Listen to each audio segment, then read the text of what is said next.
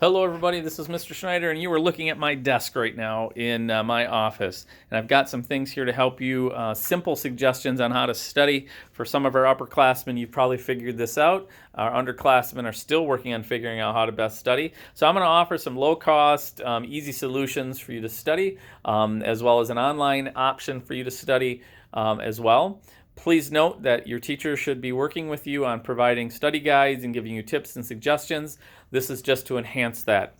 So for example, if you have a class that you're going to have some terminology or some concepts that you need to kind of refresh on, the simple old note trick concept works great. You have a note card that puts the term or the concept of the problem on the front, and on the lined portion or the back side, you actually list out the definition, the solved problem, etc. So the note card concept works great. You can work together in teams to develop these. You can practice these. Your families can help you with these. An old tried and true method. The next one would be to take and simply Google for some practice problems. So I Googled unit tests for slope and graphing, and I found this particular one on Google. It was free, and what's cool about this is on the back side, they give you all the answers, so you can actually practice the problem and then double check your answer. So in algebra, for example, I know you're working on slope, so here's a question number 4 on find the slope of the line. If you flip through, here's another question that talks about positive, negative, or undefined or zero slope, and another question about which of the following is the steepest slope. So again, these are available to you in Google. You can probably find every single subject available to you.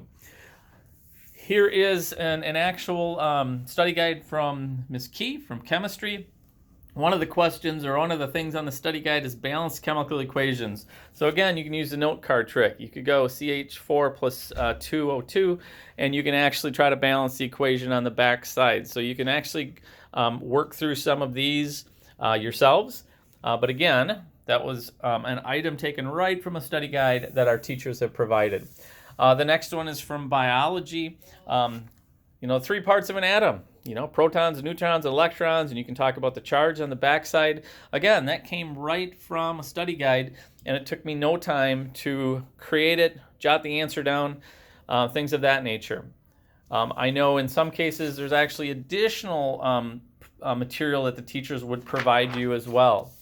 And then maybe you're looking for a different strategy. This one is from a while ago. This was from World History that I found, but it's pretty easy to actually get the answers, cut and paste, then cut them out, and what I'm showing you here is you line up the questions on the left, you have some answers on the right, and what you do is you slide them around and match up the question with the answer, and it is a really quick and easy way to see if you understand some concepts. So again, the question, the answer, you just slide them around, you double check your work, and hopefully after 15-20 minutes, maybe you'll have all of the answers and questions together and they're all right, and it's a great tool. I know this is a method we've used in our household over the years as well. So that's a great one. And then finally, some of our teachers, and you're familiar with this, have used Quizlet before. So Quizlet is a great little app. You can download it free on your phone. And what's nice about Quizlet, I'm going to go back here a little bit. You can search any topic you want. So I happen to search algebra. And say I want to get down and I just want 10 quick terms. Here is one. Randy Sue Allen did 10 terms. So when I click on that, it gives you an electronic note card. So the coefficient, when you click on it, it gives you the definition. You can click through all 10 rather quickly. And again, it's created for you. So perhaps if you don't want to do the note card trick, I will suggest that there is value in writing them down and writing the answer down.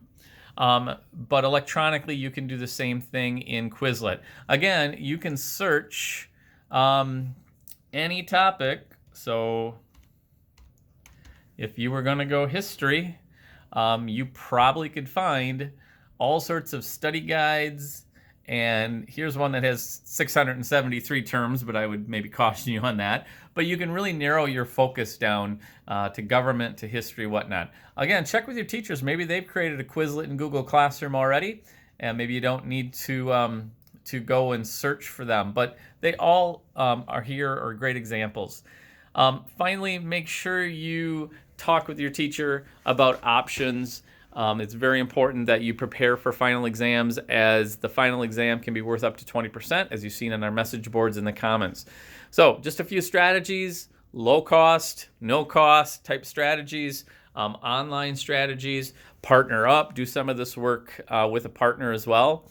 But please take semester exams seriously, as they do count towards your overall semester grade. Your semester grade is quarter 1, quarter 2, your semester exam. You put the 3 together and you have a transcript grade.